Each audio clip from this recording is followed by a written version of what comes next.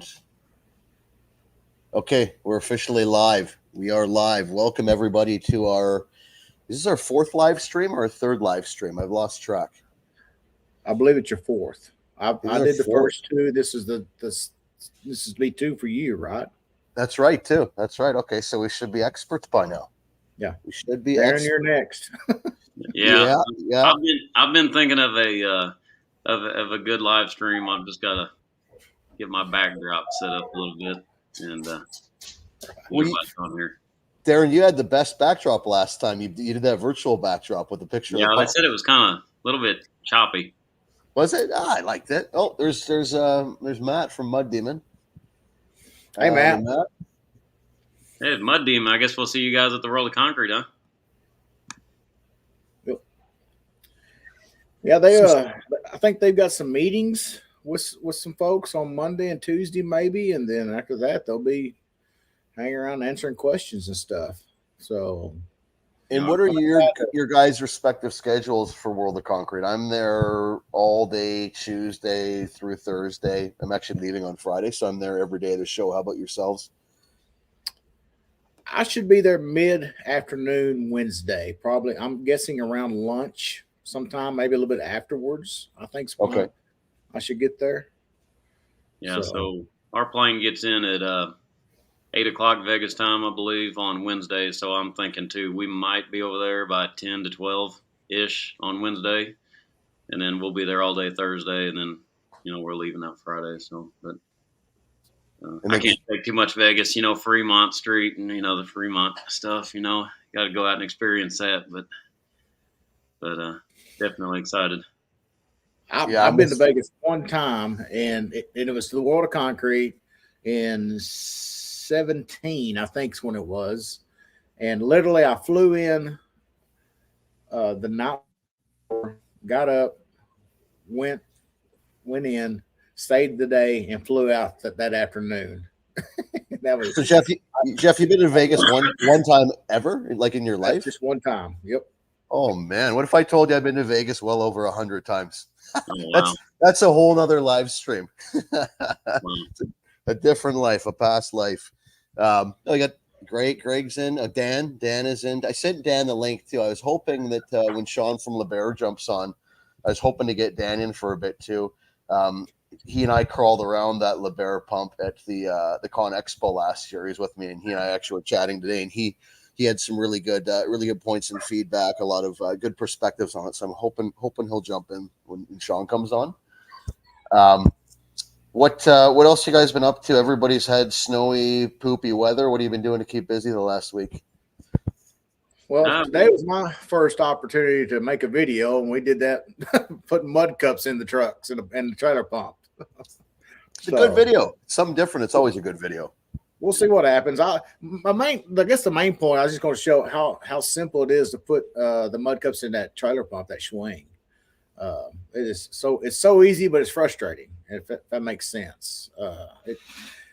If engineers ever done that one time, they would make the water box and that spacing just an inch bigger, all directions. That's all I ask. Yeah, but yeah, we changed out last week. We changed out a wear plate and a ring on the 32, and then this week we did that on the 38, and then we got the green rocket and got the wheels polished on it yesterday, and pumped up about that, and new battery in there, just a little bit of oddball stuff, and trying to challenge you guys for that swing tube challenge. I don't know where that's been yet. Where's that at? Yeah, well, Darren, it's funny you should mention that. I have a video coming tomorrow with a very intriguing thumbnail. And yeah, I woke up a couple mornings ago and I had a notification and some guy's calling me out to a challenge. So I did the right thing and headed down to the yard. And I can't tell you what the outcome is, but based on the smile on my face right now, you probably got a pretty good idea how it worked out for me. I guess I missed that one. When did that video come out? Did that? What was that? Was that 2 days ago? I think it was 2 days ago, 2 mornings ago. Yeah. Yeah. We were trying to adjust the pipes on the 32 meter because we just repiped it not long ago, and we were trying to get the back end to fit up right, because the first job he went out with, when he was trying to put it back, nothing fit right. So we started getting everything adjusted, and Chris looked at me. He said, "Man," he said, "that make for a good video." And I said, "What?" He said, "How fast can you close that swing tube?" And I said, "Well, let's just video one right now." So we put together the swing tube challenge real quick. And tell you what, when you're trying to hurry up and get that thing closed up, you make little mistakes. So I'll say, Darren, when I watched it in my head, I'm like, I can do it in less than half of that time. And then when I actually did it, it's amazing all the fumbling around where you lose time. And I showed my buddy Dan the video today that you'd posted, and Dan says, "Oh, I could do that in 5 seconds." And I'm just like, "Oh, it's tougher than you think."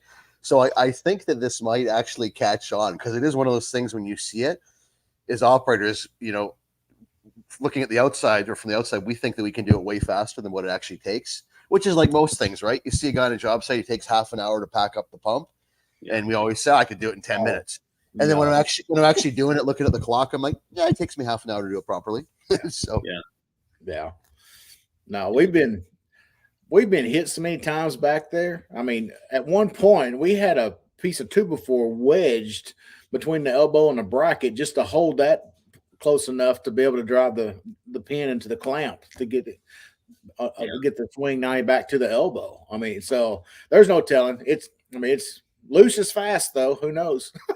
Yeah, Jeff, that's very true. When you'll see my video, I wouldn't call it cheating, but there was definitely some very particular preparation take before attempting to break Darren's time. We'll just leave it at that.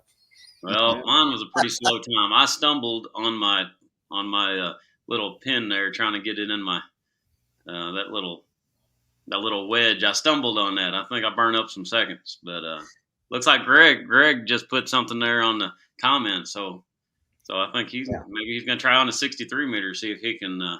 Yeah, you're sucking them in now. We'll get Greg saying one-handed. He can do it in 5 swings. One-handed. Yeah. All right, Greg. Let's see it, Greg. I know you're on YouTube. I know you got a channel. Let's see it. Let's see it. The toughest part about doing the challenge is explaining to a coworker that they have to hold a camera and a phone running a timer to record you, because you're doing what? You explain like this challenge, and they're just kind of like, they're puzzled. Like, why are you doing this? It makes no sense to me. It makes great sense to me, and people like me, I think. Yeah, I did have a comment that was you forgot the safety pins. So yeah. So I didn't do safety pins either, because I was doing what the the required minimum, what the the rules at the time were. But I agree, you could do safety pins, and that would add a whole nother element to it, actually, which is it's an interesting concept. I think maybe the sport will eventually evolve towards safety pins, but for now, I like the base that we have here. So maybe they need to do that at the World of Concrete and just have a swing tube challenge on one of the trucks out there. Let everybody line up and. Well, I thought about that, but we just beat the shit out of the paint. I don't think they like that too much. Yeah, at least I would. And like Jeff said, when he said loose is fast, when those things are brand new, they're horrendous. So. Oh yeah. I'll tell you, I did something to Bill the other day though. I didn't realize we changed out the pressure spring and the cutting ring on the 38, and we were putting it all back together. And I took the hopper bottom and put it around. Well, I hit it 4 or 5 times. Of course, that still wasn't good enough, so I hit it 4 or 5 more times and got it drove in there real good. That way, when he's pumping it, that thing doesn't come loose. Well, apparently, I drove it past to where it needed to go, and he said he went to go wash out, and he couldn't budge it. And what he'd figured out was I'd gotten it past the wedge, and it had locked itself in with the weight of the concrete inside of there. So. Bill, he found a stick of firewood by the washout pit. He picks the back of the pump up with the outrigger legs and gets it set right under the lid, the hopper bottom, and he drops the pump back down and takes the pressure off of it and gets it drove out. Tell me he got it on tape. He didn't. Oh, man. That's TikTok gold right there. I posted a video this week. It was on YouTube Shorts. I also put it on TikTok, where I was sitting on the boom at the end of the boom just to display how much it sags. And it got 100,000 views on TikTok. And to me, it's actually a pretty good safety video. But TikTok, in my opinion, is just absolute trash. And it just the comment section and everything else about it was like, I'm pretty happy with 100K views. but I just kind of feel dirty. I don't know how you guys feel about TikTok, but I don't know. It's one of those things, right? Yeah. Well, and I guess that kind of leads into Darren. You talked sent a text out a while ago about carbide or non-carbide on your wear parts. So what are you thinking with that? So we were changing them out, and my first question is in the adjustment area, when they tell you to tighten them up, they tell you to get to a 3 millimeter gap between the S tube and the cutting ring. That little gap right there pushing on the plate. So you get to that 3 millimeter gap. When do you determine, okay, now it's time to change a cutting ring and a plate? Do you change them both at the same time? Can you get by with just a ring? Is it just visual looking at it and it's all grooved up, on it's time to change it? So I got an answer for this one, Darren, because we've been through this a lot and a lot of trial and error. Now, are you talking a big mouth S tube where the cutting ring goes over the outer diameter of the S tube? Yes. The mouth. So what we found is before the actual wear face of the cutting ring would wear out, the side of the cutting ring, it would wear through from the side, just from the S tube shifting back and forth. So for us, we would look at the outside, the outer diameter of that cutting ring, and it was starting to get gouged in, and it was getting close. In some cases, maybe you could see daylight even into the cylinders. Ideally, we catch it before that, but that's when we would replace ours. As far as carbide, we found that the carbide wear plate, because the carbide inserts are set into the wear plate, they would actually fail prematurely. So what we have been doing is we've been using the carbide cutting ring, because the cutting ring is hardened on the outer diameter and it doesn't wear through, which was our common problem. And we use it actually with the standard steel wear plate. And with that setup, we get, I'm going to say we get about 1,000 hours per wear plate and per ring. With a standard non-carbide wear ring in our market, every 500 pump hours, we're having to change them out. So carbide ring, non-carbide plate has 100% been the hot ticket for us. And also the carbide plate is outrageously expensive. Yeah. So just cost wise, economically, that's what's 100% been the ticket for us. So yeah, I believe it was like give or take $1,000, I think, for a plate ring and the thrust ring, I believe. And then if you go carbide, I might be off on this, but I'm thinking it's like 3,000 to 3,500, give or take. It is. It might even be a bigger difference than that now. It's insanely expensive. The price difference on the ring is not too tough to stomach, and it's worth it because you're getting double the life. But the wear plate, it just for us, it just never merited the cost.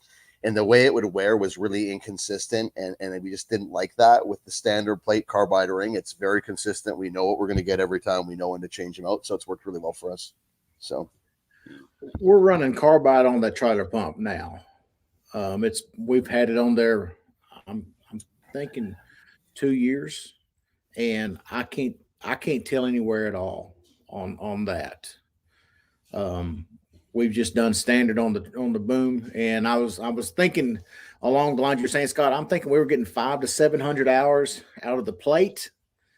We change out the cutting ring once a year with the pressure spring.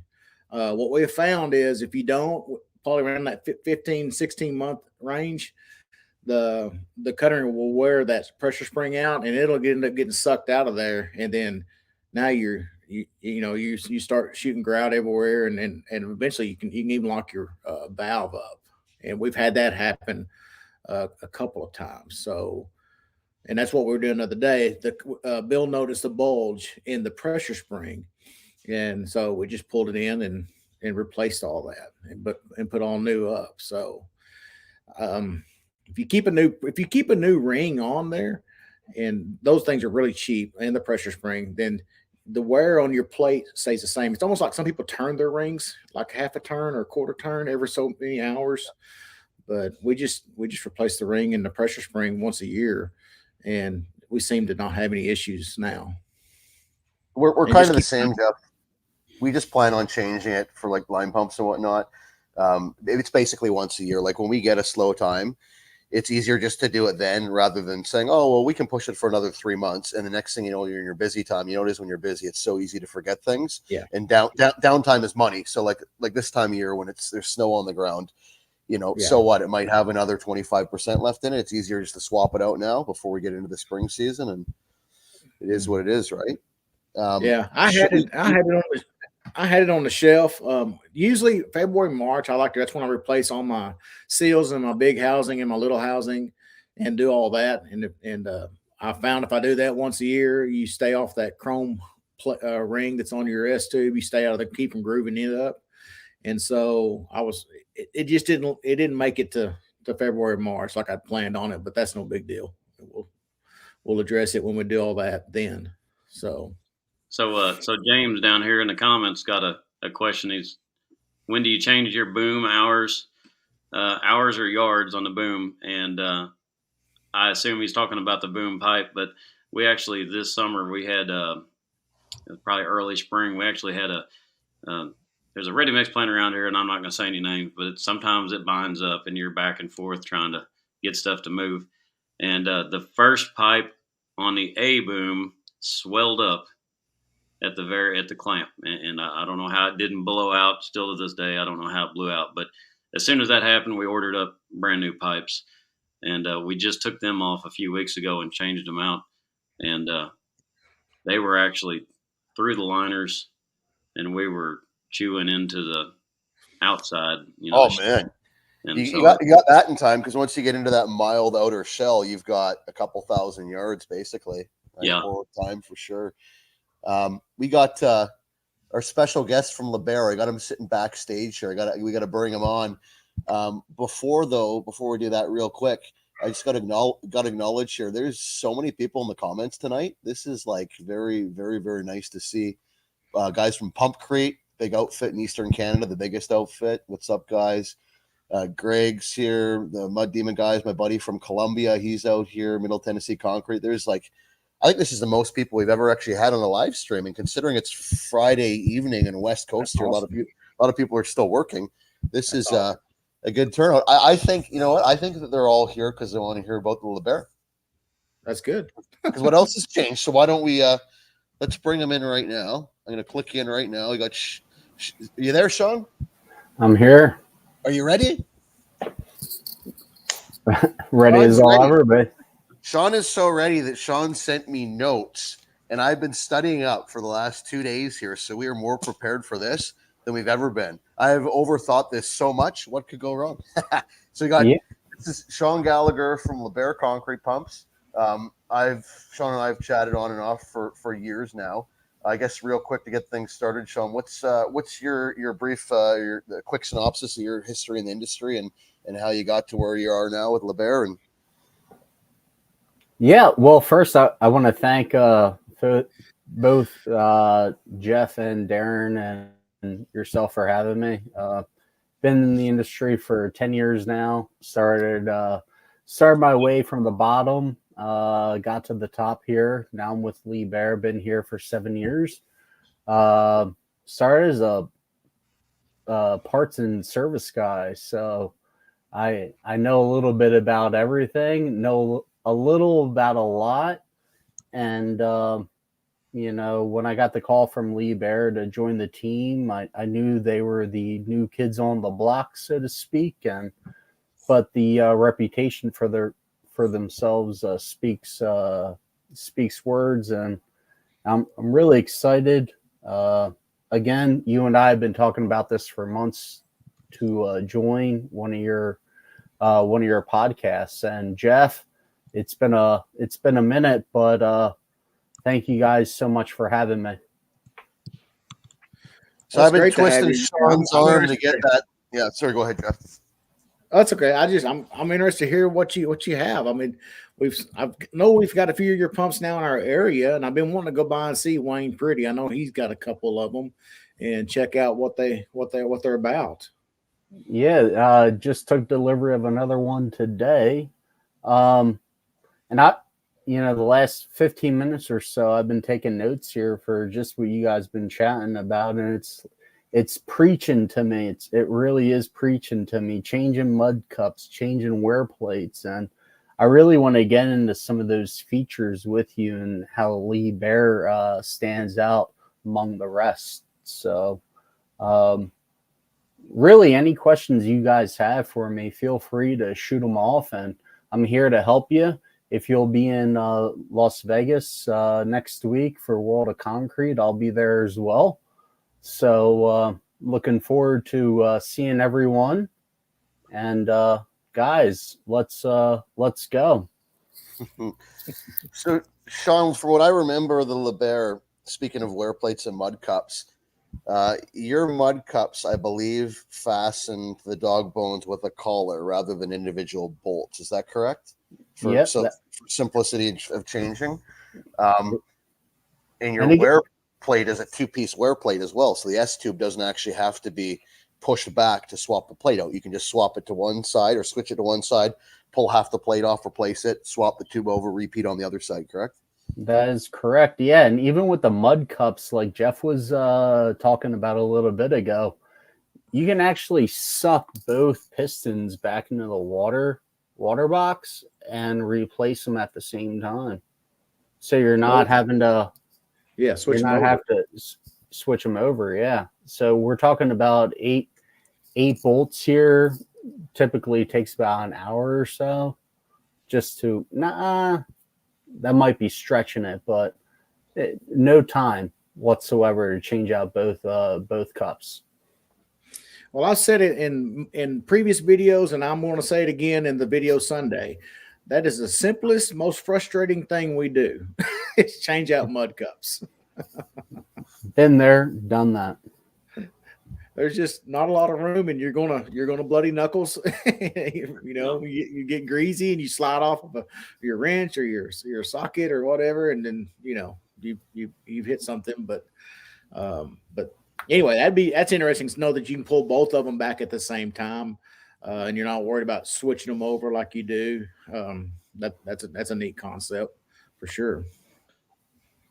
So, Sean, when we were down at Con Expo last March in Vegas, you had the Liebherr 36 XXA, and it had the new short rig system on it, but it hadn't been released to market yet, I believe, at that time. Is that available in the North American market now? Is it out there and available for purchase? Yeah, so the XXA stability assistance is now available for everyone in the North America, US, Canadian markets. We did release it in March. The first couple of units went to Texas, and a couple went up to Canada. The XXA stability assistance is, I would consider one of the best there is on the market. We are competing against the Easy Plus from Schwing and the OSS from Putzmeister, but it's we're able to do it on our 36 and 38 models. Excellent. I was going to ask you a question. I totally just went blank, Sean. I don't do that very often. What the heck was I going to ask you again? Go ahead, Jeff. How are you doing, guys? Just shout out Caleb. He joined us. The snowman. What's up, Caleb?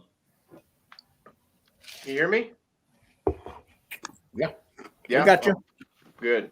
Not much. I'm sorry. I had a family dinner I had to unexpectedly go attend. So. Oh, I remember what I was going to say now, Sean. Talking about the XXA system, there's a really cool YouTube video that does a full, it's a 3 or 4 minute video that a demonstration of what that system is capable of. And when I post this live stream to my channel and we're all done here, I believe there's a way that I can add that link in the description. So I will do that. So everybody that's watching here right now, highly recommend you click on that link and see what that system is all about. It is unbelievable, the versatility and flexibility that system adds to not only that concrete pump, but I think several several pumps in the lineup. Which machines is that available on currently, Sean? So currently the XXA is available on the 36 and the 38. This later this year, we will be releasing the 31. We'll also have it, which is going to be a 5-section multifold boom. And then also next year, we're going to be releasing our 56, which is also going to have it. But really, the crust of it all really is based around our XXT outrigger design. And the sort of Sean, the 56 will be next year. Is that the plan? That is the plan. Yes. That's exciting, and it's obviously going to have those patented or trademarked Liebherr front outriggers on it, I assume. Correct. So you guys got... it says the guy here, Pump Creek Corporation, they've got a couple of 42s. Are your 42s on a 4-axle chassis? Yep, our 42s are currently mounted on 4-axle chassis cab overs. And the reason for that is a lot of the weight in our booms is up front. So the way that our outriggers are designed, we can't have them on single tries. So the way to position that in the market is obviously mount them on twin steer, twin drives. Okay. What's I'm just the weight? curious.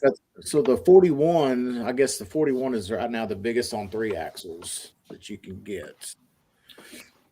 I guess that'd be from Alliance. Or does Schwing make a 41 still? They used to, Jeff, but they stopped making that when it had the 4.5-inch boom pipe, and there was a lot of markets. There were some markets that absolutely loved those 41s, and just as many that detested the thing. So Schwing actually does not make the 41 anymore. It's just Alliance now. Okay. Yeah, just Alliance. Yeah. So, Sean, what's the weight on that truck, on that 38 meter? The 38 weighs in around 56,000 roughly. And is Sean, I believe we chatted about this. There will be a 38 at World of Concrete this year. There will be a 38 at the World of Concrete this year, as well as one of our THS 80 city pumps and one of our THP 110 crawler pumps. Okay. So if we want to learn more about it and pick you and your people's brains down at World of Concrete, the 38 will be there. And that is a machine with the XXA stability system then? That is correct. Yep. They'll all be there. And the other new feature that I've noticed, a big one for Liebherr, is the power block hydraulic system. Brief synopsis of the benefits of that and how it works. Sorry to put you on the spot here, but a brief. Would you like a brief synopsis? Well, if you got more than that, man, go for it. I don't want to sell you short, but I kind of labeled you as just a sales guy.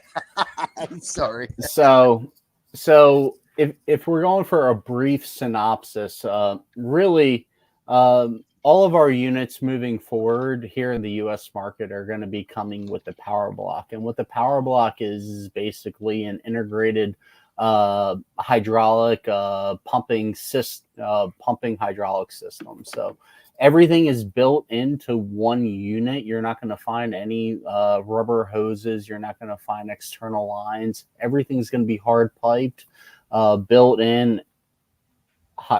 We're talking about built-in proximities and all your sensors. So nothing's going to get weathered for all of my friends up north in Canada.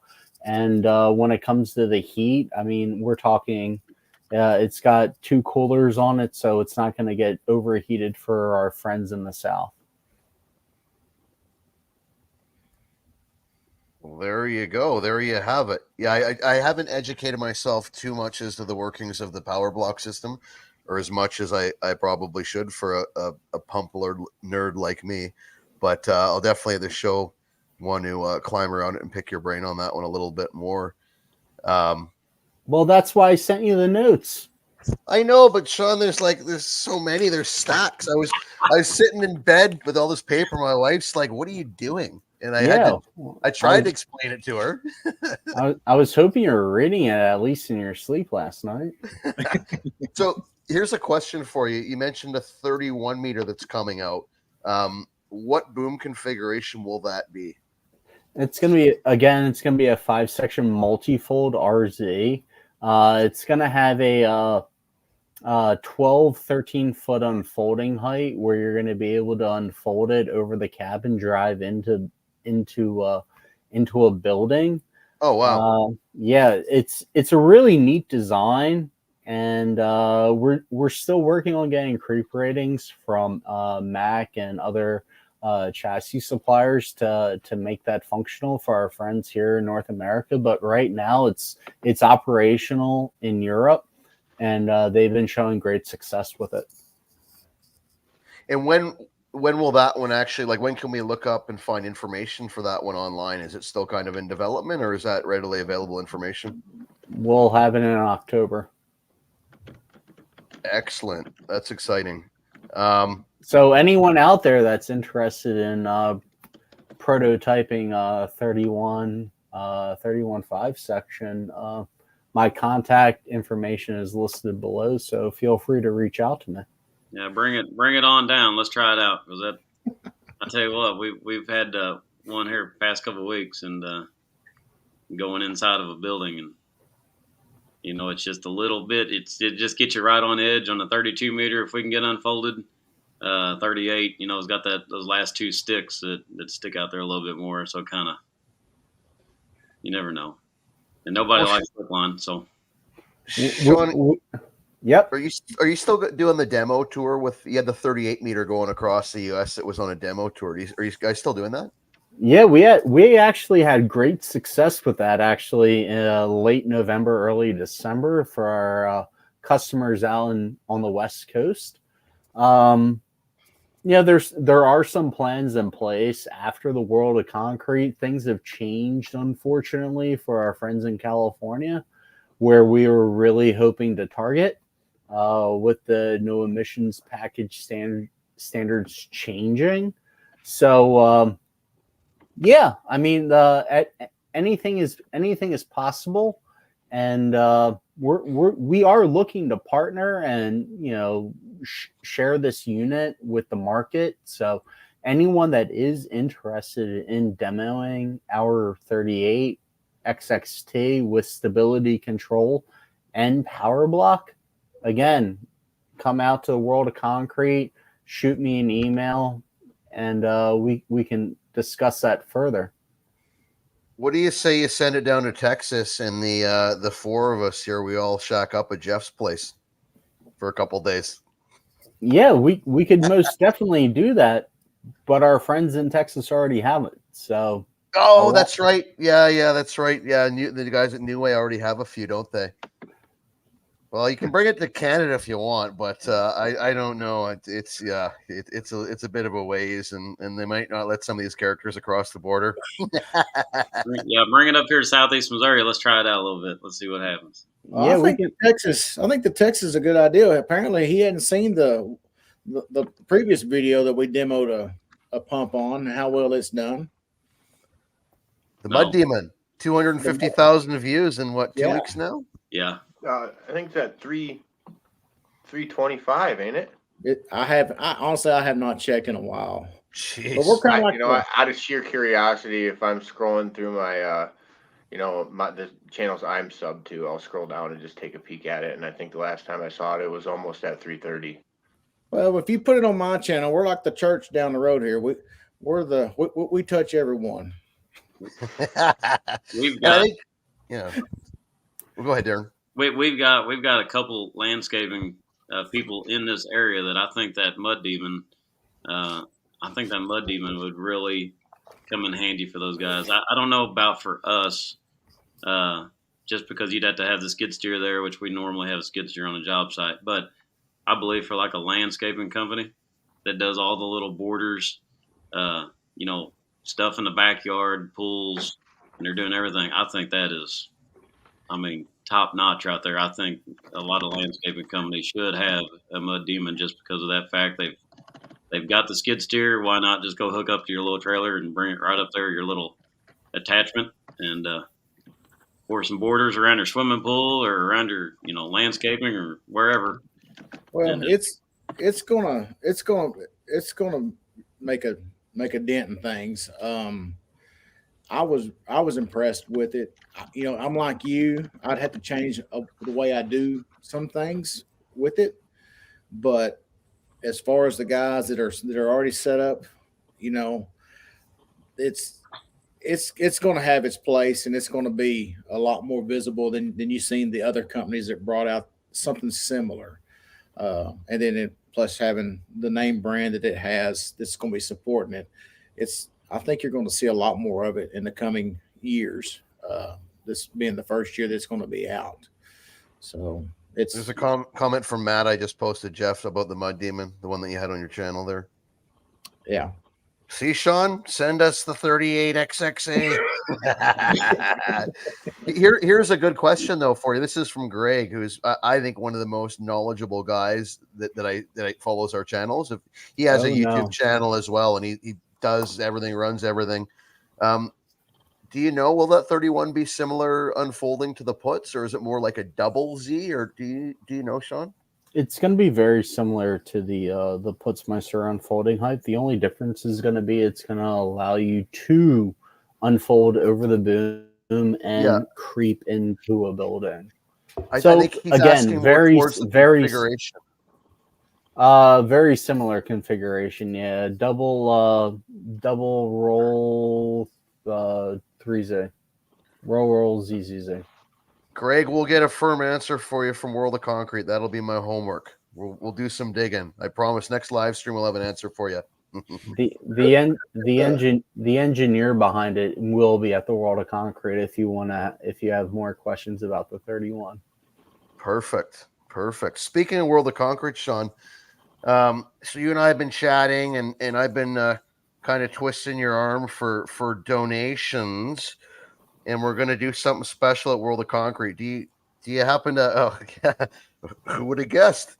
Do you happen to have something maybe? Oh, what is this? So that's like one of the few die-cast model concrete pumps I don't have and I've always wanted. I'd almost like to rig this and keep it for myself. But what Sean and I were discussing is for World of Concrete, doing a little trivia. And we'll be at the Liebherr booth. I'm just thinking with everybody else, if we were to say we're going to stop by the Liebherr booth sometime Wednesday afternoon, and I'll throw out a trivia question, maybe Monday night. I'll do it on YouTube Shorts as well as Instagram. And I was thinking something like the first person to come to the booth at a specific time that can give us the proper answer to the trivia question will win the die-cast model. What do you guys think? I think so. I think that's a good idea. I think that's fair, yeah. As long as it's not too tricky, though. I've got something in mind. I don't think it's too tricky. I think it's very fair, but we don't want to be too easy. We don't want the first person to show up and answer correctly. And then where do we go from there, right? We'll have to start giving away swivel gaskets or sponge balls.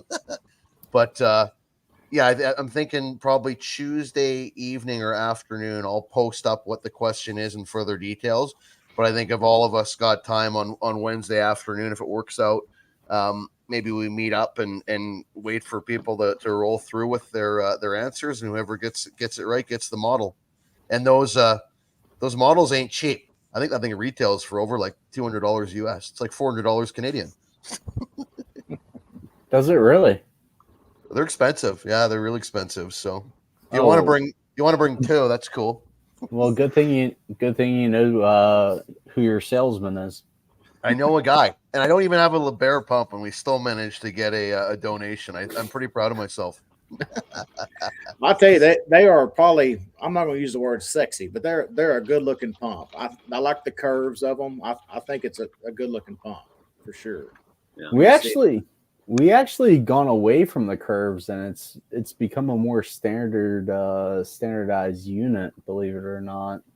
It's one thing some people have commented on, so I'm glad you brought that up. The 30, like the 37 and our 32 and our 40, 47 and our 50 have like a rolling outrigger design, where our 36 and our 31, 36, 38, and 42 are more boxier outrigger designs. So yeah, I'm glad you brought that up. I like the curves. I think they look good. Yeah. There was something that Dan mentioned to me today. Dan, who was with me at ConAg last year, and we were climbing all over that Liebherr pump. He was really impressed with how the manual levers for the boom controls are mounted up on the deck. So if you have to use them, you actually have full line of sight. A lot of pumps, they'll mount them in a side cabinet, and the cabinet flips up, so you can't see anything. You're underneath this cabinet, and you're trying to fold your boom in, or guide the boom back in, or God forbid, trying to finish off a job. It's next to impossible.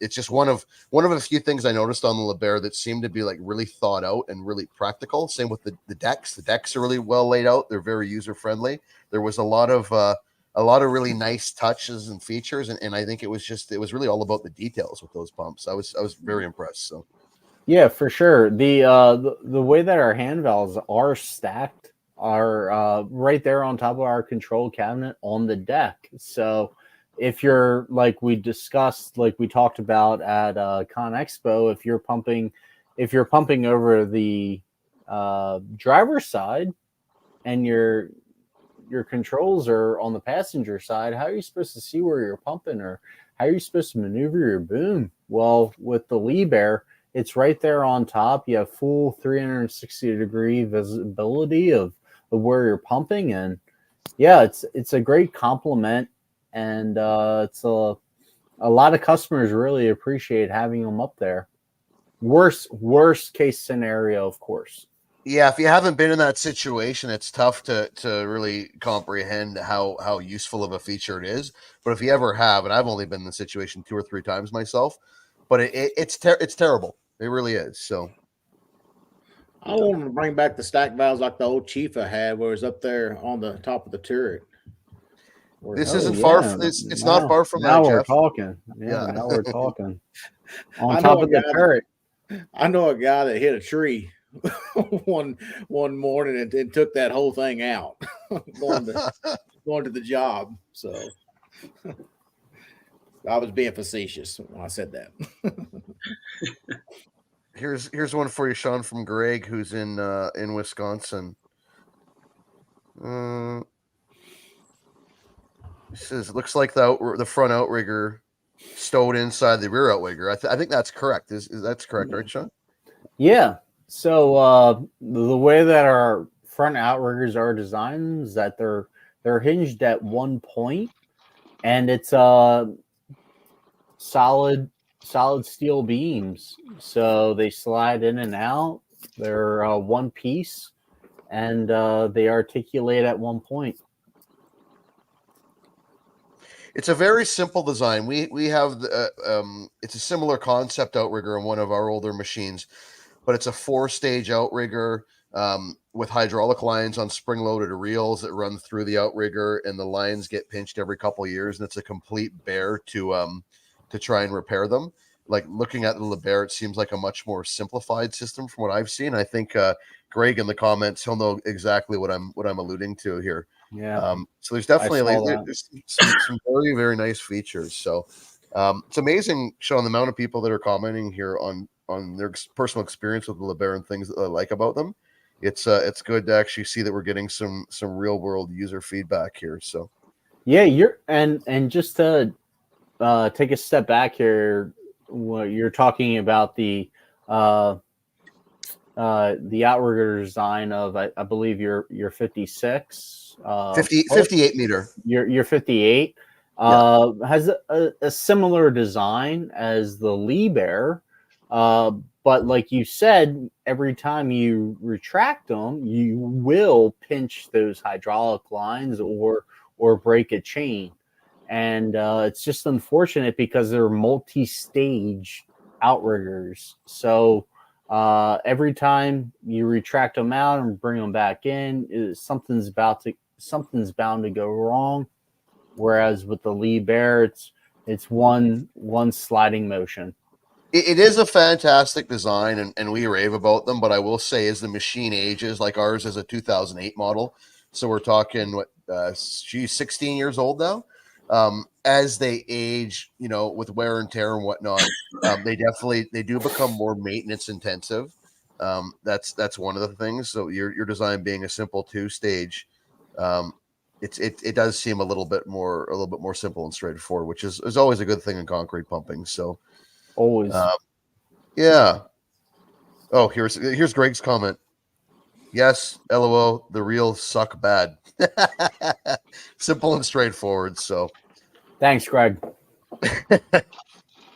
So World of Concrete, Tuesday through to Thursday next week. Sean, I imagine you're there all 3 days. You'll be around the booth. I'll be poking around the booth. I'll be poking around everywhere. So we'll shoot for the model, the diecast model giveaway Wednesday afternoon. I think that'll be a lot of fun, and it'll be great to meet a bunch of you guys down there. And yeah, I don't know if there's any other final questions for Sean in the comments section. Dan's got a good one here. Keep it simple, stupid. Yeah, don't just come for the diecast too.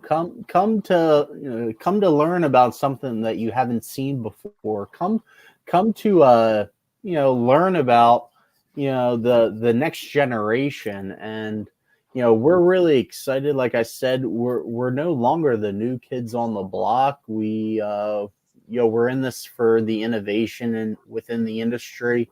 There's a lot of unique features within our pumps that I'm looking forward to sharing with everyone. And unfortunately, we weren't able to touch base on each point tonight, but luckily for everyone, I did share those notes with Scott. So if anybody does have questions, they could always reach out to my boy. There Scott. we go. This guy right here. But yeah, no, I think to touch on that, Sean, I read what you're saying. Liebherr does do a lot of things unique and different. So it is a very interesting booth to go by and just learn, because I think you'll see, if you haven't looked at them before, you're going to see and learn a lot of new things, and maybe it'll enlighten us pumpers to new ideas and ways of thinking, because your machines are definitely some of if not the most innovative out there in the market right now. So yeah, I don't know if any other guys in the panel any questions or comments or anything for Sean or Jeff, Darren, Caleb. I do. I mean, it's always a deal with me. How readily available are parts? Were the parts kept, and are there secondary markets for parts? So let me answer your first question first. All of our parts are kept 100% in stock in Newport News, Virginia. No issues when it comes to ordering spare parts. Second part of your question was aftermarket. Unfortunately, there is no aftermarket for Liebherr wear parts. Why? Because within Liebherr, we have our own internal components division that manufactures our parts internally. So we are able to keep up with stock because of that. And we're also able to keep everything in-house because of that. Okay. Great question. Thank you for asking. I think Liebherr is such a huge company in comparison to the pumping industry. What Liebherr does and with cranes and everything else, there's a lot of power behind that, I would think, and support power and everything else. Like I think us concrete pumpers are probably a very small fraction of what Liebherr does as a whole, and that's more a testament of how large of a company they are and how successful they've been. And you think of the crane industry and almost everything. Liebherr is industry leader in almost everything they touch. I don't know if anybody would dispute that, but that's my opinion. So we've been in the concrete industry for 65 years. We have 11 different divisions between earth moving cranes, as you mentioned, drill rigs, refrigeration, as well as hospitality and hotel management. So, I mean, we touch base on a little bit of everything. of every market, not just construction equipment, but a little bit of everything. So Liebherr is a wonderful company, and very grateful to be a part of the organization, be one little piece of the organization. And this is a good question, Sean. Dan asked this one. How's service with Liebherr pumps? Local shops or crane techs able to work on them? Like, I know where we are in Richmond, where our yard is, I believe there's a Liebherr service center within half an hour of our yard. Will those service centers that work on cranes and everything else, Liebherr, will they be equipped to work on the pumps as well? So our service techs are specialized in concrete pumps. So crane service techs aren't specialized in concrete pumps. What that means for our friends in Canada is we do have specialized service techs that will come out to you, no problem. Here in the States, we have 5 traveling service techs that are out there week to week, helping customers in any of their needs. So taking your pump to one of the crane service centers is a great idea. What we will then do is send one of our concrete technicians there to service the unit while it's at the facility. Y'all, is the inspections, are they done in-house too? Inspections are also done in-house, yes. We do them quarterly. So it's Wow. Okay. It's pretty much, yeah, everything is in-house. Okay. That's good to know. Yeah. Matt Mojero's here. He's got I feel like Darren's got a couple more questions for me.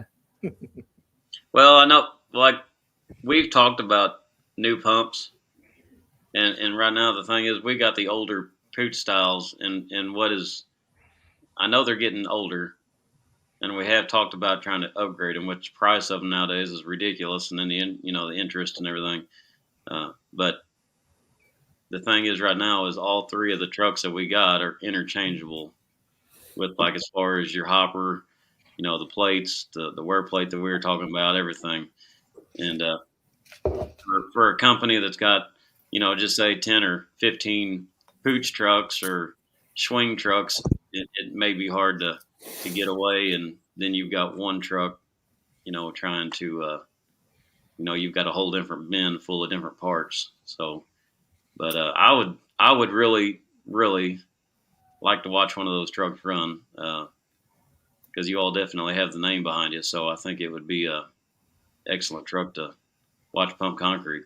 Yeah, I appreciate hearing that. And there are 2 schools of thoughts when it comes to that. So, like you said, you have some older units, right? So by introducing a new brand to your fleet, eventually you'll start trickling out some of the older models. So once that comes into place, then you'll have something to bring back, and then you'll start having inventory and stock for parts on your shelf for the models that you do have in your fleet. So, I mean, there really is 2 schools of thoughts. Yeah, you can stick with one brand and you can be with that brand, and there's nothing wrong with that. But if you are looking to diversify and you're looking for something new, and you're looking for something that's innovative and that makes sense, and if you're looking for something that is going to meet your market's needs, then eventually you'll have to move on from those older models. Or retire. Yeah. There's always that. We're going through the same thing right now, Darren. We've got some mid-2000s gear in around the same era as your stuff, and it's just so good. Like, it's pre-emissions. They're just good pumps, but they're old. They're getting to be 20 years old now, and it's like, okay, do we paint them up? Do we do new material cylinders? Do we do new hydraulic pumps? We're Canadian dollars. We're talking $150,000 to $200,000. Or do we buy new stuff, whether it's a different brand or whether it's the same brand, whatever it may be, and it's such a weird, tough time right now with interest rates and everything else. It's like it's tough to pull the trigger, but as our stuff gets older and older and older, we're gonna have to, like you said, or we retire. So I don't know, man. I'm not ready to retire yet. Oh man, YouTube doesn't pay that well. yeah. I tell Chris at the shop all the time, I'm ready to retire. I'll just get the fishing pole out and hang around the farm here. I'll be happy. If I won the lottery tomorrow, I would still pump concrete 3 days a week. But I would pick and choose my jobs 100%. So. I may still show up at the shop every now and then, you never know. So, but hey, on that note, guys, I'm gonna have to hop off here. It's been great talking with you all, and I'm sure I'll see you all out at World of Concrete. I plan on being there about noon or so, and on Wednesday, and yeah, we'll be there all day Thursday. So, like I say, I got to hop off right now, and good talking with you all, and I will see you all out in Las Vegas. And Darren, 7 a.m. tomorrow morning Pacific time. There's a little video that you need to watch. All right, hey, we'll just say that. Talk to Sean there and see if he'll let us do the swing tube challenge on that new pump out there, and then hey, Caleb, I know you've been sitting down there in the screen, but I've got a trailer pump challenge coming up that I've been thinking of after the swing tube challenge, but I don't think I would be able to dominate that one. I don't think so. Concrete pumping Olympics. Here we go. Yeah, it will be. So new sport. Right on, Darren. I will see you all out in Vegas next week, and you all take care. Good chat, Darren. Take care, buddy. See you, Darren. All right, see you guys. Right on. Thank you. Sean, I really appreciate you coming on, taking the time to do this. I really appreciate you donating that model to our little fun game we're going to do down at World of Concrete. I think it'll be a good time. Looking forward to it. It'll be bittersweet. It'll be great to give it away, but it'll be a little bit bitter because I actually don't have that one, and I really want it for myself. So it is what it is, right? But yeah, we'll definitely see you down there. Is there anything else you want to touch on, or?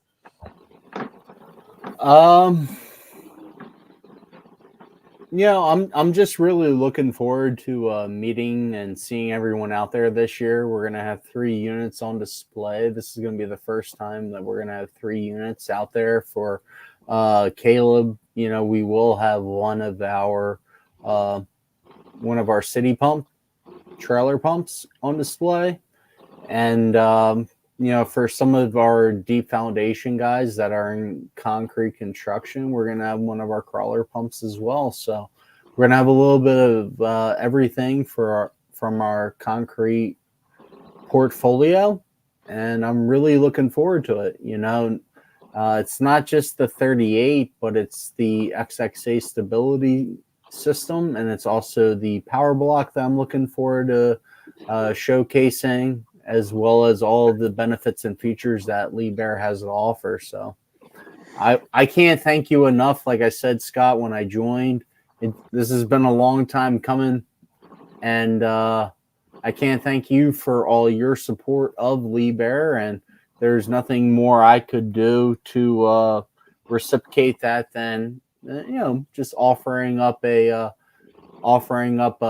model for your cause. So looking forward to seeing who comes up with the right answer. Yeah, and if nobody does, we'll just wing it and figure something else out. So awesome, Sean. Well, I really have to come up with an easier question. You have to come up with an easier question then. I don't think it's that difficult. I really don't. I mean, I guess we'll find out in a few days how difficult it is. So I'll put it out there a day or two in advance, so everybody's got time to study up. And yeah, and then come Wednesday, let's see what you got. Bring your best is all I can say. Right on. Well, thanks again, Sean. Thanks for coming on. And Jeff and Caleb, do you guys want to touch base for 10 or 15 before we roll out just World of Concrete? And I know Caleb, we haven't really had a chance to chat because he jumped in, got in a little bit late. I'd like to talk to you about what you've been up to. And I watched your video on snow plowing. I saw that one. I want to go snow plowing with you, Caleb. That looks like fun. Dude, I personally love plowing snow. Like you just get in the skid steer, you hook the blade up, and all my sidewalks that I do, I don't have to get out and snow blow I don't have to shovel. It's just hook the blade up and crank on some tunes in the Bluetooth and just go to town. Yeah, While I was watching that, Caleb, I was thinking what you need is a VSP 70 Putzmeister on the 4-wheel drive Dodge Ram with a With a snowplow plow in the attachment. front. You can fill the hopper with salt and just crack the hopper door a little bit. You're Dude, salting, you're plowing, you're doing it all, man. that's a great idea. Or I'll just get like Yeah. a 12 volt. I'll just get like a fan or something, and I'll just start pumping. I'll just pump salt out the back and have a fan going like this, just spraying salt everywhere. well, you get your, Jeff and I will hang out on the back and we'll just hand salt. Yeah. oh no, we'll get some 2-inch hose and an air compressor and a shotcrete nozzle. There you go. Now we're cooking with gas. Oh, so you're down to the show on Sunday, Caleb. You're there all week. Jeff, you're in mid afternoon. Wednesday. Do you think you'll be at the show Wednesday afternoon, Jeff, or you plan on just Thursday, Yeah. or what do you figure? You will. No, Okay. I'll come in. I'll come in Wednesday and then hang out, and then of course we're going to be, all of us will be at the Concrete Pump Supply booth at 10:30 on Thursday. So thanks to Concrete Pump Supply for offering up a place for us to do a meet and greet and be able to establish a location that we'll be at for a time, and guys can come and meet us and I say meet us. It's more for, I'm looking forward to meeting people that and putting a face with a name it's in the comments. So I think that'll be a lot of fun. Yeah, if you're like me, Jeff, I can talk to people about concrete pumps for hours, even somebody I never met before. So Right. it'll be a I good love time. stories. I love stories. I like the guys that you know, they were doing it in the 70s and the 80s. It seems like there was those guys seem to be the ones that chiseled the way for us to have an easier lifestyle when it comes to pumping, if you say. And so I like the stories, I like the history. Did you see on the Schwing Facebook page they posted? They have it's either early 1980s or late 1970s Schwing gate valve boom pump. It was the 70s, yes. And that's going to be at the show, I think, right? Yes. I'm stoked to see that. That'll be really cool. Right. I am too. It's fun to hear the stories from people. So I look forward to that part of it. I'm going to bring a bunch of stickers. I got 500 decals printed up, so I'm going to bring these with me. I'm going to bring a couple shirts, and I got some new hats and stuff. I can only bring so much in my bag, so I might try and do like some random impromptu giveaways or something, have some fun with it. But I'll have a little bit of apparel. I'll have a lot of stickers. So I'm going to bring a little bit of stuff. I don't know what you guys got planned as well. I don't know if Jeff was talking about a surprise giveaway at Concrete Pump Supply. Well, I was hoping they would bring us something to give away. So we'll see. I had an interesting deal come up. There's a guy in Ireland that's been leaving comments on my videos, honestly, since day one. And his name is Johnny Terrell. And he line pumps in Ireland. And I was going to bring Wilson with me, and I still may my sponge ball. But Johnny had a great idea. I think once that's over with, I think I'm sending that ball to Ireland for him to I love it. To autograph and use, and then he's going to pick a destination for it to go to, and the goal is to have that thing go around the world and come back. I would hate to be the guy that chops it or loses it. It's like when they do that pay it forward thing when you go through McDonald's drive-through and you pay for the person behind you, and eventually there's some asshole that doesn't pay and it breaks the chain. Don't be that guy. Yeah, don't be that guy. So are you guys doing any of the nighttime events down there? Like I know there's a Puts event on Monday that I'm going to attend. Alliance has their big event on Wednesday. I'm planning to attend that. Tuesday there's an ACPA event. Thursday I'm kind of doing another dinner with some friends. What you guys it's going to be at any of that stuff? I have zero plans. I'm going to hang out with Matt a little bit, Madro of the Mud Demon. I was hoping maybe we could all get together at one point and maybe do a little 30-minute hour live with us all together. I don't know if that could be fit in or not, but I was hoping something like that could happen at one point or the other. But other than that, my schedule's open besides the CPS or concrete pump supply, starting at 10:30. That'd be great to do a live stream from the show. I love that idea. Yes, I'm down for a live stream, but I don't have anything planned. I mean, I could probably come with to the Pootsmeister, the dinner. Yeah, you got a Puts trailer pump. Yep, and I talked to, I think, I don't really know his last name. I think it's Werner, Tom Werner. He just got promoted. Well, he was selling pump parts out of a place in Minnesota, and then they shut down, and then he got hired on at Poots as a sales rep there. So now he's a sales rep for Poots, and I've talked to him. I met him, shook his hand, and so I think we could. I think I've chatted with him in a couple of the groups, and he's a super knowledgeable guy, right? Yep. I think it's the same guy. Look who showed up a little late to the party, Dan. I've been in the waiting room a while. Were you really? Like how long? Oh, I sent you a text after I've been there 5 minutes. How long ago did I send that text? 6 minutes ago. Okay, not that long. Yeah, I was trying to get in when Sean was still on. Oh, that'd have been good. Yeah. Oh, so yeah, Dan's gonna be down at the show too. Dan's in a bunch of my videos. He and I will be palling around all week, I imagine. So yeah, it's gonna be, like I said, I'll be at the show all day. Jeff here in midday Wednesday. Dan's there all week. Caleb, you're there all week, I imagine, as well. Yep. Yeah, it's gonna be a good week and a busy week. And so Scott, did you get your room booked yet? I did. I was actually fortunate enough that remember, I think I was preaching to you about how every year I wait till like a week out and I get a screaming deal on a room. Uh-huh. Well, the rates actually went up. So I begged and pleaded with my friends at Putzmeister, and I did get a room for less than what the rack rate is. That's for sure. So they helped me out big time. So I got to appreciate them for that. And awesome. like I said, I didn't have my heart, the heart to tell my wife we were staying at the Excalibur.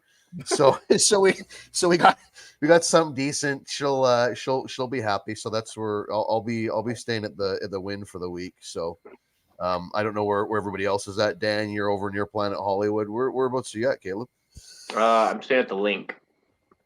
Oh yeah, you're right in the heart of it then. What about you, Jeff? Yep. Have you booked something yet, or? I have not. I've been waiting. Oh, can't always listen to Scott. Ninja style. I've been seeing on some of these documentaries, there's something about a tunnel around there somewhere. There's a Tesla tunnel. Tesla tunnel. Check that out. Yeah, the Tesla tunnel. You can rent a Tesla from them, and then just only Teslas are allowed to drive in the tunnel. So yeah. We'll see what happens. So excellent. Yep. That's where you get the shuttle from one side of the show to the other, right? Or is there a different tunnel? There's a big tunnel there that a homeless population stays at. Apparently, well, it's not that one, Jeff. This is the one. There's a tunnel that goes directly from Resort World to the convention center, and the Tesla tunnel links you. The Teslas go through that one as well. I haven't heard of that one. No. Yeah, so that's why a lot of the convention goers now stay at Resort World, but I wasn't too fond of the pricing over there. So, right. Well, I mean, like I said, it's just a couple of days. I imagine once I get to the airport, I'll Uber to the show and then go from there. And then I'll have to actually. Matt Madro has a room for me, so I'm going to be staying over there with him. But shit, guys.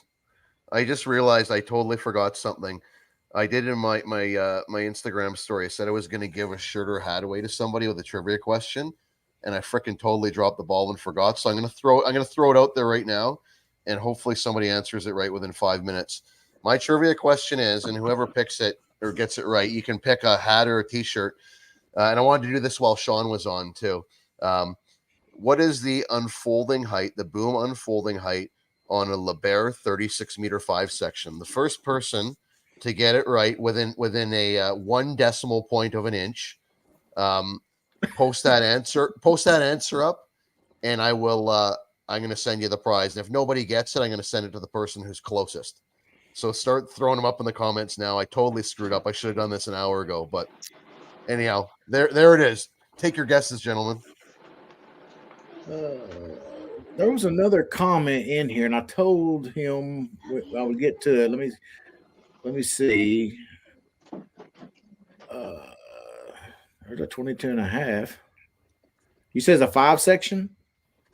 It's a 5 section, and it's a little bit of work because when you go onto the Liebherr site, you've got to open up the actual brochure, and you don't want to get it in metric. You want to get it in imperial. You have to answer in feet. I will not accept millimeters or meters. It's got to be in feet and inches. We got a couple answers coming through. You guys are close, but you're not there yet. You're gonna have to go on the Liebherr site, do a Google search, and you'll find it pretty quick. You think Siri knows it? Hey Siri. Maybe that's a good question. I don't know. I'm too old for that. No, she probably wouldn't know it, but she would. She would probably give you the website right away. So all you'd have to do is click and get the answer. Oh, a little higher than that, dear James.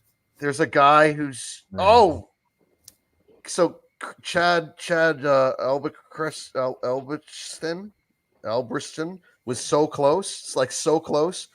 And then Chris Wagner came through with the exact answer. Yep. Chris Wagner's the winner. And it's hilarious because Chris Wagner was at our yard earlier this week. He was in town looking at his new Alliance pump, and he and I went for lunch. And I gave him some AJ swag and some stickers, but I didn't have any of this stuff printed up yet. So, Chris, you can tell me if you want this shirt, that shirt. That's the back of the shirt. Yeah, this hat. So let me know. Is Chris the one that basically you sold him an Alliance pump? He was the one that said that he bought a 57-liter Alliance because of one of my videos. My buddy Maury over at Cyber Concrete, he runs one, and it was on a couple of our big raft pours where we were helping him out, and the thing is just absolutely hammering out concrete. And he said the deciding factor for him was watching that video. Well, there you go. That's at some point this is going to have to come about. The amount of views, the amount of people we do touch with our videos, the watch hours, all that stuff. It's going to come to a head, and I don't know when that's going to happen, but I feel like it's for sure, sometime soon. I don't know how to bring that up to all those guys, but anyway. Can I throw out my sales pitch, Jeff? This is a good time for it. So I've been calculating the numbers because I've been talking about this. So if I could get a new pump for a year, and I'll take real good care of it, I'll make lots of YouTube videos, lots of good videos, and after a year you can have it back, and it'll probably depreciate by 30 grand. But I'll keep it really clean, and maybe the exposure from the YouTube will, make it more desirable. Maybe it'll make it less desirable. I don't know. But say it costs 30 grand US. If that sells 7 or 8 of those machines, right? Yeah. It pays for it. So there's my sales pitch. I'm accepting applications. 28-meter Putzmeisters are real nice. They're real nice. And it'll be good, honest, open feedback. If there's things I don't like about it, full disclaimer, I'm going to say that. The things I do like about it, I'll say that too. I'm not going to sugarcoat it. I want to save what little credibility I have remaining. But back to what Jeff was saying, right? I think as these channels grow and whatnot, I think there's a lot of guys that follow our channels that really are deeply embedded in the pumping industry. And I think the guys that watch our content, they're very passionate about it. So I do think it carries some weight anyhow, in my opinion. So sure. Hey, here's a comment I want to get back to, or a question, and I'm glad Dan is here for that. It was James Samaro. He asked, do you go off of hours or yardage when it comes to your wear parts and pipe and stuff? What do y'all? I know what we do. What do y'all? How do y'all like to go about it? Yardage before you change the deck. The boom pipes. Do you keep up with the yardage or the hours when it comes to those things? What means the most to you? Yardage, I guess, meterage is kind of what we go by, but that all depends on what kind of mix you're pumping. If you're pumping harsh mixes, it's going to wear differently. If you're pumping nice little 7-inch slump all the time, your mixes, it's not going to wear near as much. So that takes a big factor in our monthly inspections. What I do on our booms is I have a caliper. We take off our elbows and I measure the pipes with a caliper at the end of each section to get an idea how they're wearing.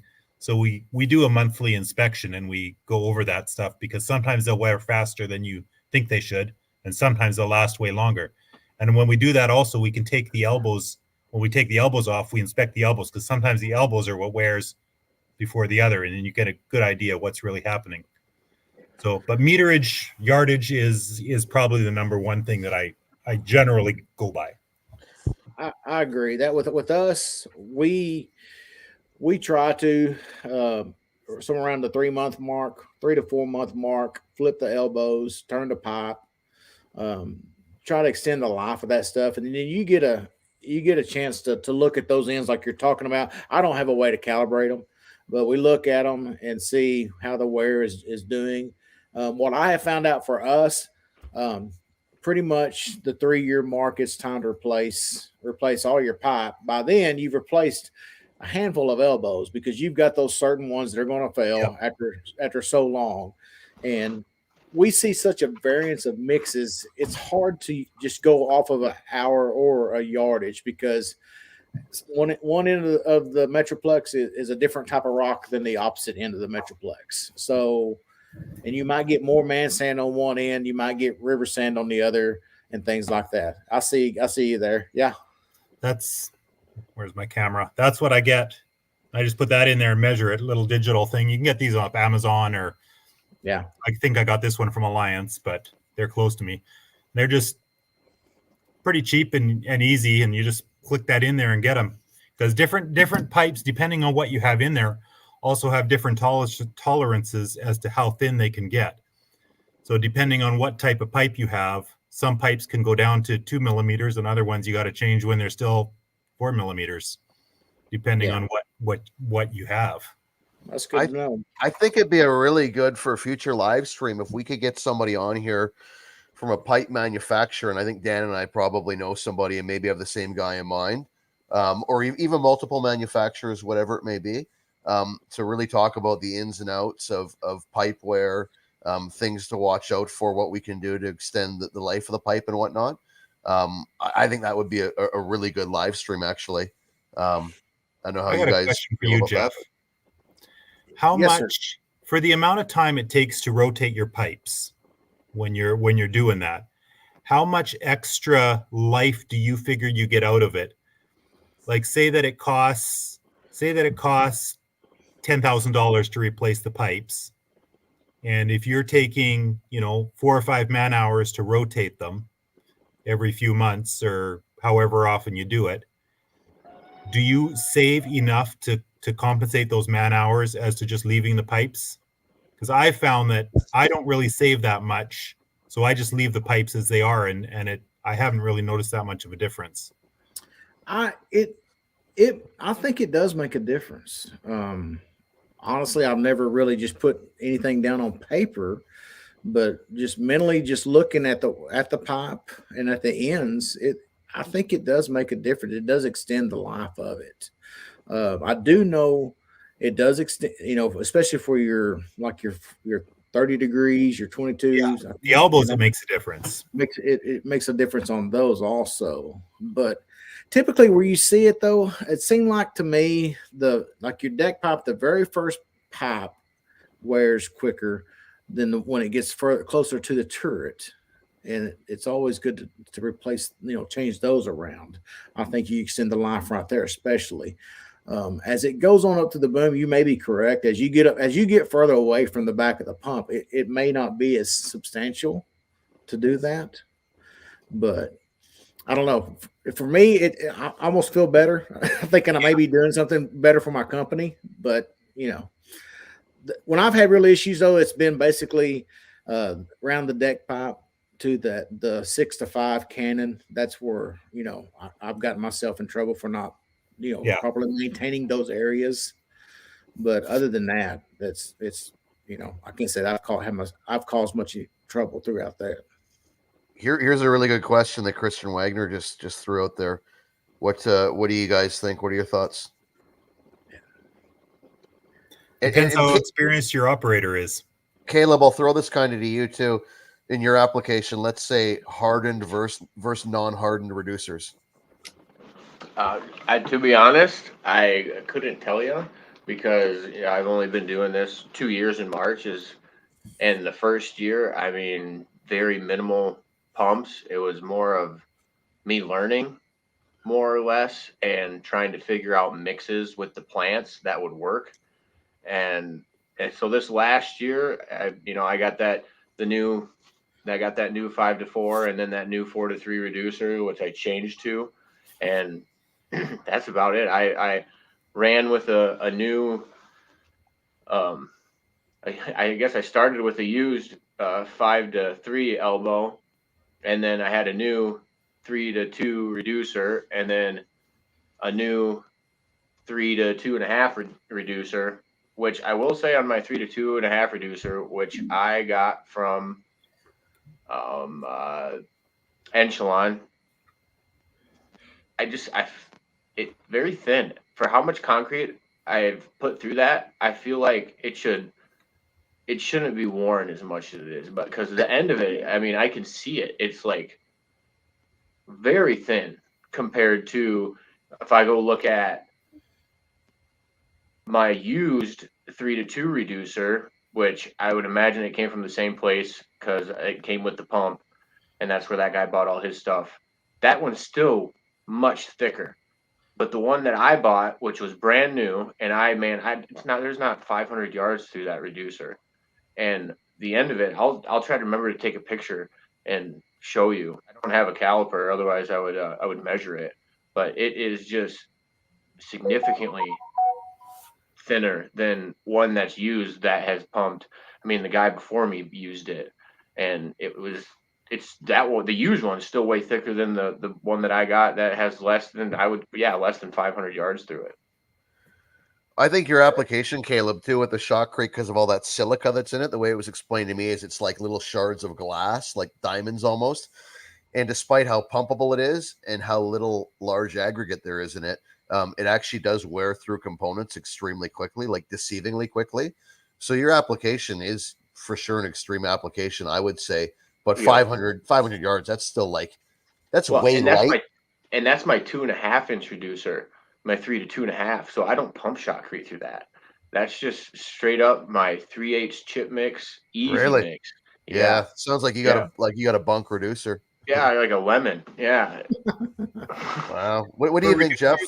I sometimes, part of it'll depend on what I can get on sale. Like if I find a sale and I'll go ahead and use it, even if it's not what I would regularly use.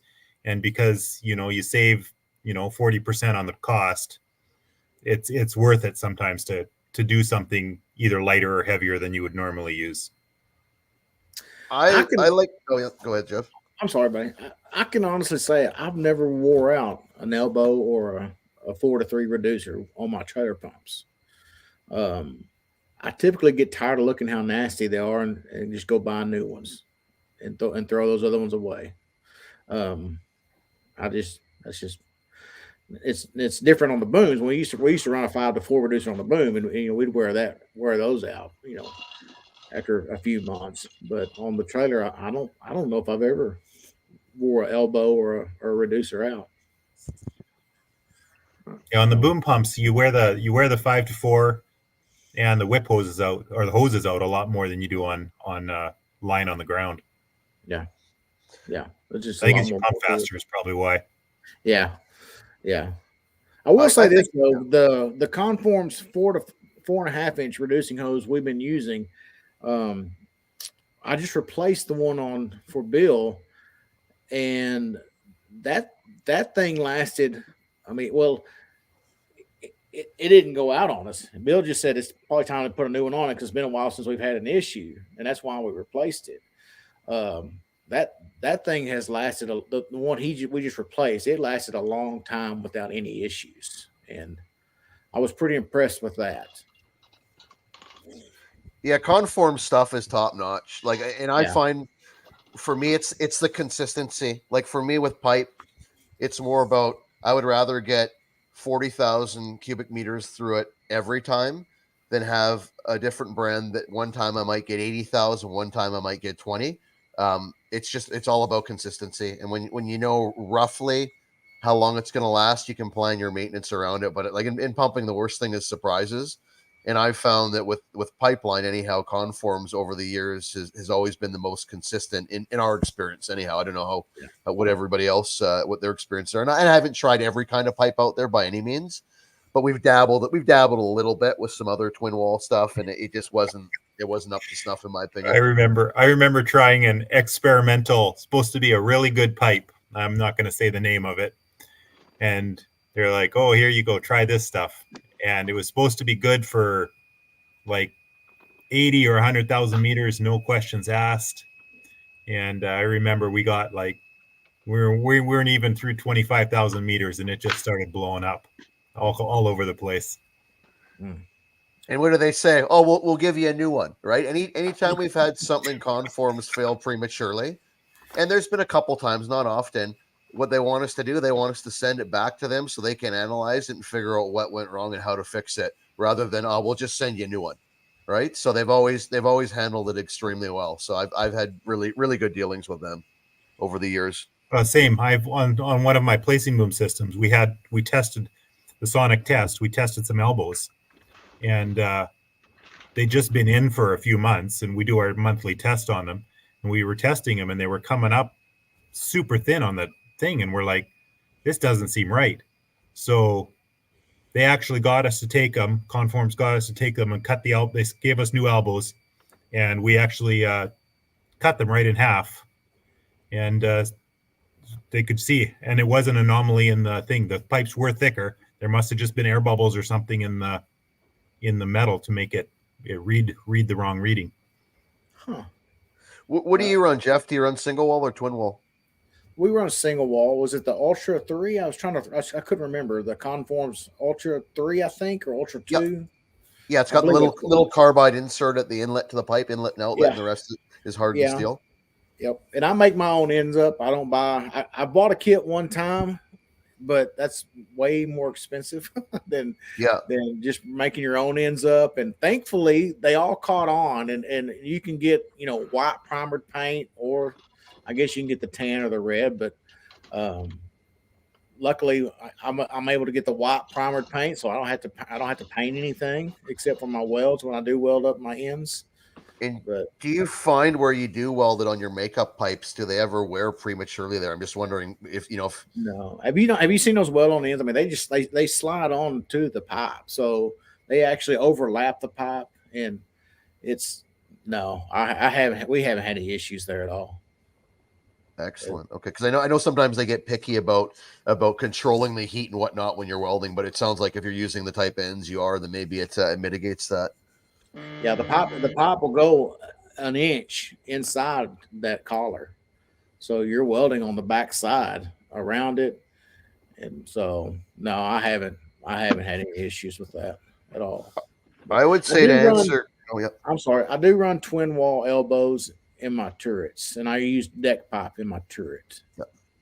So is that what y'all do, or do y'all run? What do y'all run? We're the same. Even if the boom is single wall, we always do the heavy elbows in the turret as well as the pipe in the turret. We always do twin wall deck pipe. Yeah, that's the one spot you don't want to blow. No, no, and that's that goes back to the way the DY pumps. Get a chance to go look at those things. The turrets, they make me a little nervous. They've calmed me down since Bill and I went and visited them and talked with them about them. But they got the 360 turrets, Yeah, I like and there's a lot of hardware in there, and that kind of made me nervous about being, having to get, because as soon as a truck washes that in your hopper, and you don't know they did that, and you start pumping that up, that's about where you rock pack is right there, in those elbows into the turret, or it has been in my experience, and that kind of made me nervous taking all that stuff apart around all that application that's around it. So, but they seemed to kind of put my mind at ease when I went and visited with them and looked at all that stuff. I think Dan and I talked with them about that at Con Expo too. We talked with Darcy about it. We asked him, like, how difficult is it to get this pipe out? Because it is a very tight fit inside of that 360 manifold. But the way he explained it to us, and I wish I could remember the details, same thing. It kind of it alleviated whatever concerns I had, at least. So yeah. Well, I'm used to. And you also were concerned about that manifold. What happens with that manifold leaking? Yes, and that's in the video. He had a really good answer for that too. I think he said they'd only ever had one leak in like. And I 10 talked years. to that guy who had that, and had that happen to him, and talked to him. Well, he told me how they went through the process, and it was actually pretty painless. He said the only thing that they didn't do, which he would do next time if it ever happened again, which he's not expecting, was when they disconnected the hydraulic lines, they didn't mark which one went where. Oh, but that's a mistake lots of people would make. Yeah. So we mark which one go where, so when you put it back together, the right function moves the right section of boom. That'd be quite the surprise, wouldn't it? I would say, to answer Christian's question about the twin wall, I guess I never actually answered it. In my opinion, on big booms, twin wall 100% because of the yardage they're putting out. On small booms, probably not. Reason being is usually those are the pumps with the newer guys, the guys who are training, or they're the pumps doing the really finicky jobs stuck under power lines where sometimes they can't recirculate, situations like that. Having single wall pipe, if we lose the pipe, God forbid, it's less expensive. We have the option or better options of saving the pipe. With the single wall, we can relatively go to town with it on it with a hammer to tap it out. Twin wall pipe, you can't do that. You can't be smacking on it with a hammer. So yeah, for smaller pumps, newer guys, single wall all day long. Big booms, we always do twin wall. It justifies the cost. So that's my answer. Have y'all heard? And I'm gonna call it a myth, and I'm gonna let y'all seem like to be a myth buster type people. If you run a reducing hose, say the 5-to-4 reducer to a 4-inch hose, or the 4.5 reducing hose, does that create enough back pressure to slow the wear of your pipe? It keeps everything full. Maybe at the impact elbow, because the impact elbow, the second to last elbow on the boom where the concrete is generally falling into it. That's why they sell what they call an impact elbow that's extremely thick, just because where that concrete, where the fall breaks, it wears that elbow. So maybe like what you're saying, Jeff, with the reducing hose, it keeps that boom section full all the way up into the pipe, and you're not getting that concrete pounding into the elbow. So I could see that with a really rocky material. I could definitely see there being some truth to that. I think it's plausible, is what I would say. Right. What do you think, Dan? You're a naysayer. What do you think? He's don't calculating. Know. I think the only place that it would make a difference is in that impact elbow. I think that in theory, it probably, if you look at the physics of it, I would say it would be actually worse for your pipe, because in theory you're putting more pressure on it to get it through. So in theory, you're actually rubbing the rocks more against the side of the pipe if it's full all the time. I don't know. Yeah.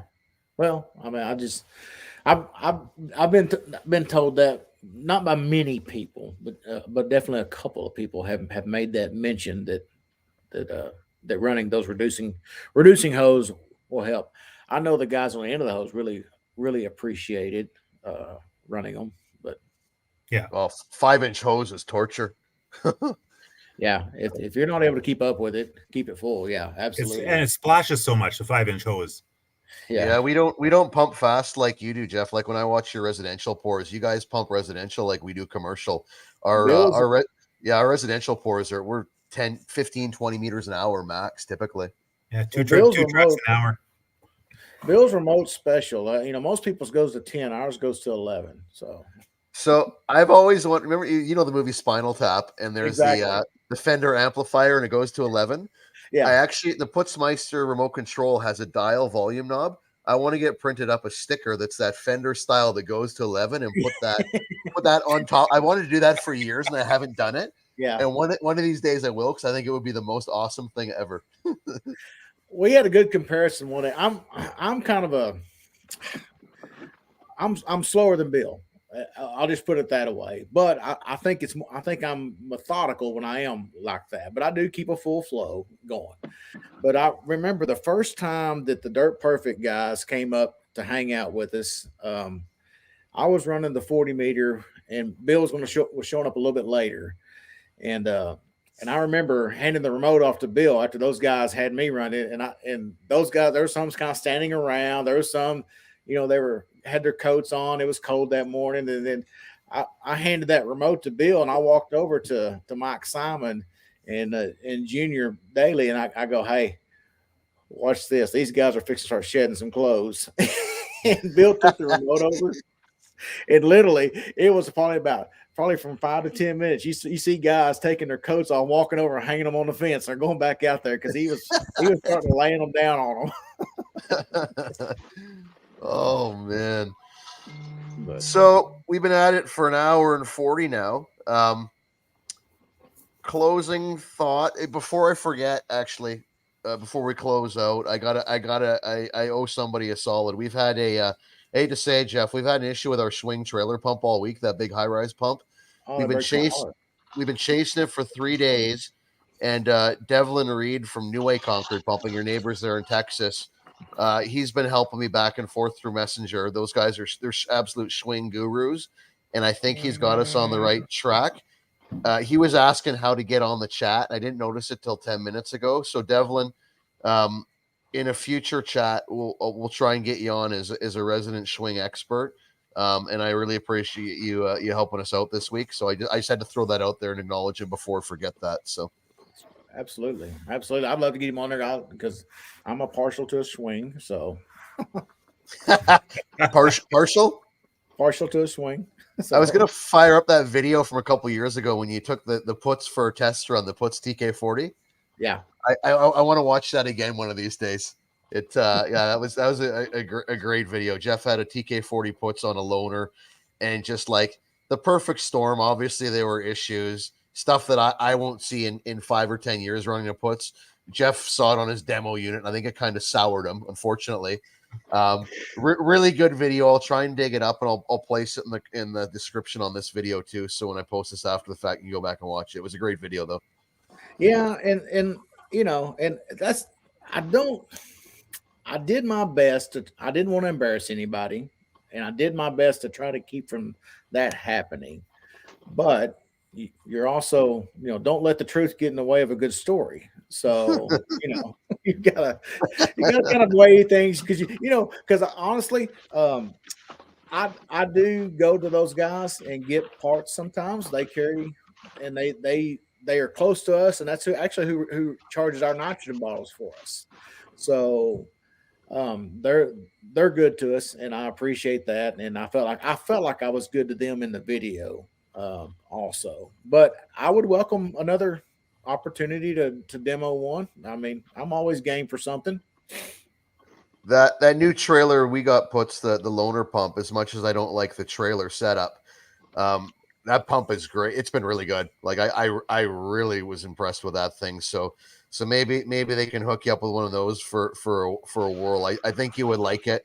I mean the swing is a great pump as well, and if that's what you're accustomed to, I don't see it changing. I don't see me changing. We're too old and set in our ways, possibly. Right. Well, I think that's like a comment I put in the chat earlier. You get used to, it's hard to put your trust in something that you haven't been able to test, and to go out and buy a new piece of equipment, whether it's a Liebherr or a swing or anything you're not used to, you're spending that much money. It's hard to the first time you buy something new, it's always harder. Right.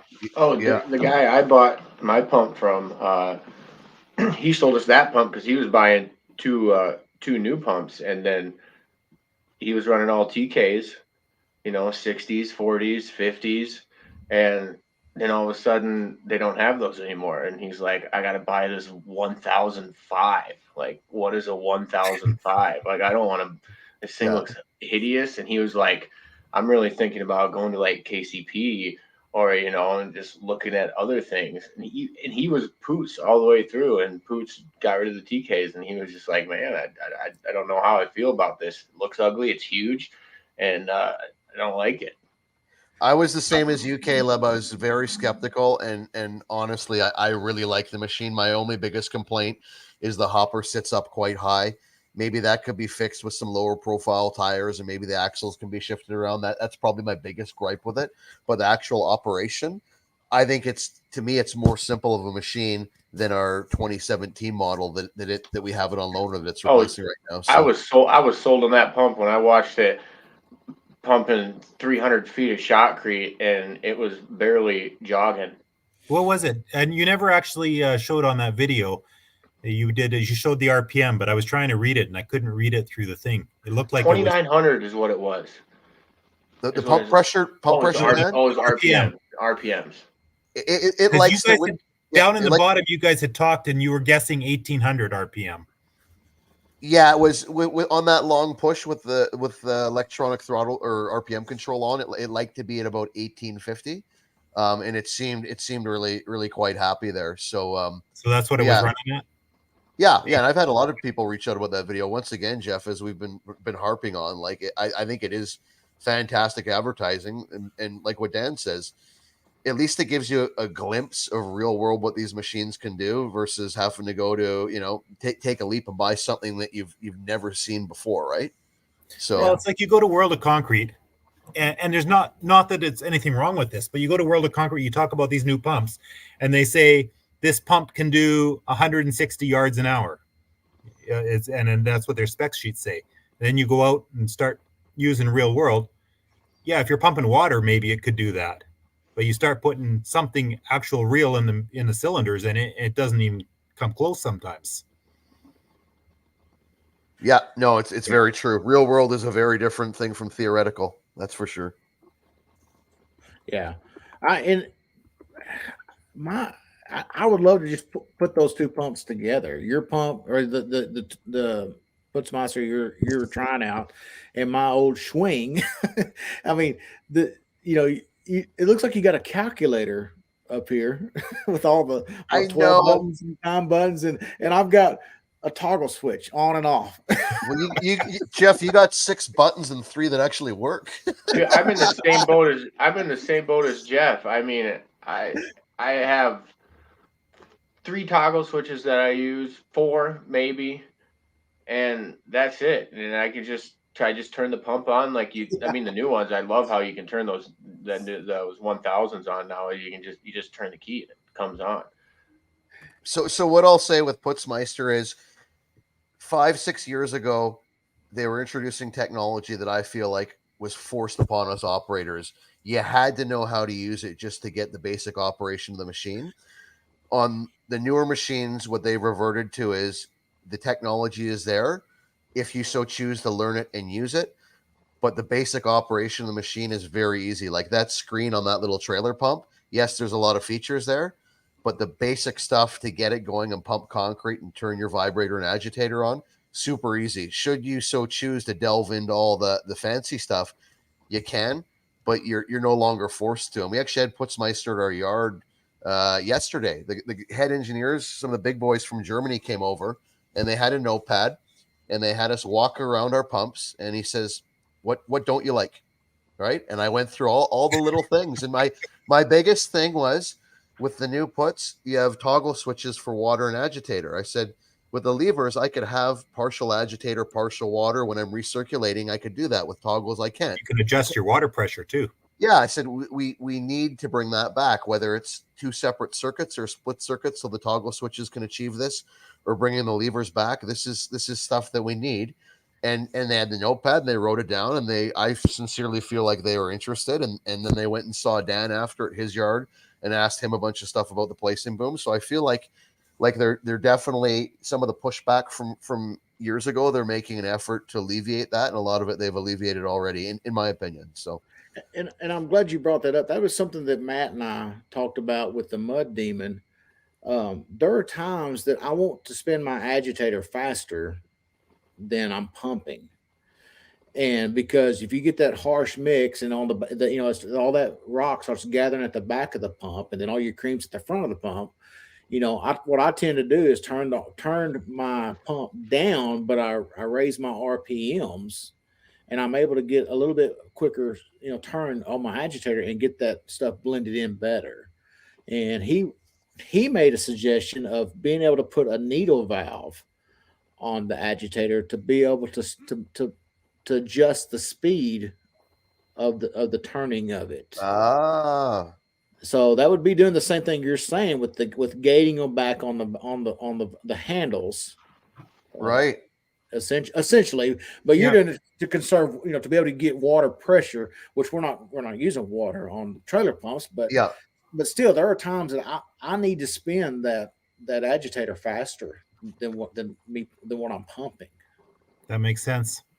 On a similar note, Jeff, there was a guy that posted on one of the Facebook groups for his vibrator. He tied it into a rheostat, so his vibrator wasn't just on or off. He could turn it up or down. Like we run our vibrator all the time. Right. The negative to that is it beats the shit out of the hopper grade bushings. I would love to be able to run at 50% speed, so I can still run it all the time, but only as much as I need. Right. So just little things like that, I think really make the difference for operators and really influence our decisions towards what machine we're gonna purchase. I really do. Now on your vibrator, is it run all the time, or is it on the pump switch? So like on my boom, when you hit the pump on, the vibrator's working. We turn the pump off, the vibrator stops. Yeah. So we can turn it on and off. The thing with us is we run double screen on the hopper all the time. So we need the vibrator 90% of the time, but I don't need 100% vibrator power. I need like 40 to 50% most of the time. Yeah, but it doesn't run when the pump's not pumping though. No, that's correct. Yes, only when the pump is engaged. Okay.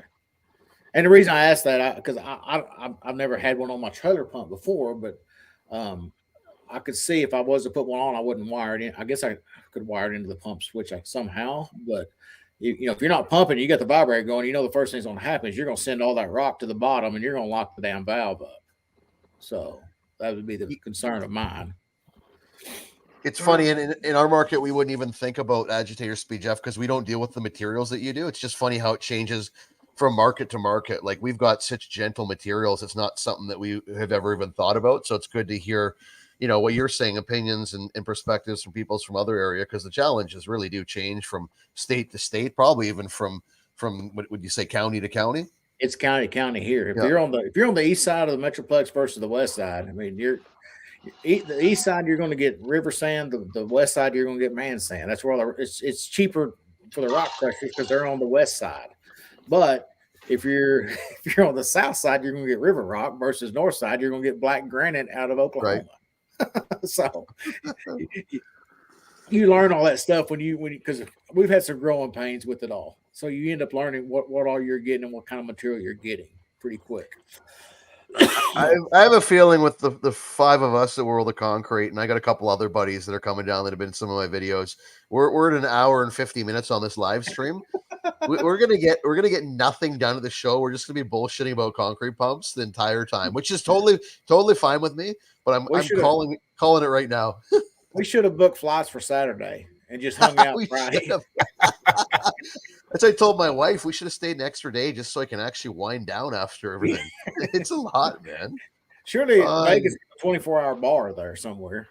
Oh, there certainly is. There's 24-hour everything there. So Friday is the day before we leave. I'll go out for lunch or something on Friday. Well, you're not staying that long. I'm leaving in the morning, Dan. We'll figure something out down there for sure. We'll definitely have to get together for a bite together, something outside the show or whatever it may be. But I got to thank everybody for coming on. Dan, thanks for jumping in. Always a pleasure. Caleb, thanks for coming out. Jeff, Darren, if you're still watching somewhere in TV land. And I'll post this up to my channel tomorrow, include a couple links. For World of Concrete, I know myself, I'm going to be doing probably a lot of Instagram and a lot of YouTube shorts just for showing things, maybe doing a couple contests, couple giveaways. I don't know if you guys have similar plan, but I'd say everybody kind of be on the radar for impromptu posts during show week. And one more thing, just remind guys that like I said, on Thursday, we're all going to be at the Concrete Pump Supply booth. Come by there and show your support for us. That helps us out, and we would love to put a face to the name that we see in the comments here. That would bring a lot of joy to me anyway, to be able to do that and be able to visit with you guys. So come by there starting at 10:30 on Thursday, and we'll all have some stickers and things to hand out, and we look forward to seeing everybody. Yeah, 100% agree with what Jeff says there. I think we've got a really good group here that watches the channels and participates in the comments. So it'd be really great to meet everybody. And Christian Wagner, I'll bring your shirt to the show. I know you're going to be there.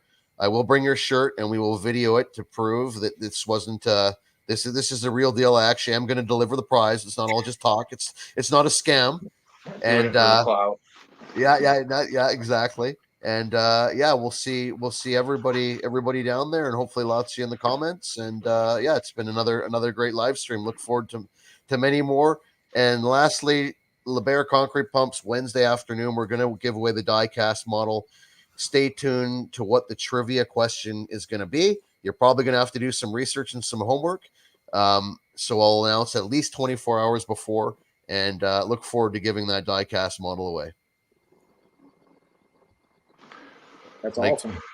All right, guys. We'll see you on the next one. And Dan and Jeff and Caleb watch my video tomorrow. There has been a challenge. I think Darren started something. So you're gonna want to tune in. It's a good one.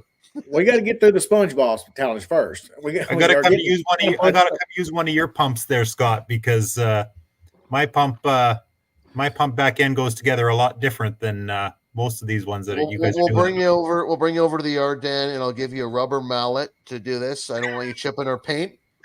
And maybe I'll bring a rubber mallet to the World of Concrete. We can convince one of these vendors to let us do it on one of the machines down there. I doubt it, but it's an idea. So, yeah, we'll talk to all you guys soon. Okay, sounds good. We appreciate it. Over and out. See you guys. Thank you. See you guys.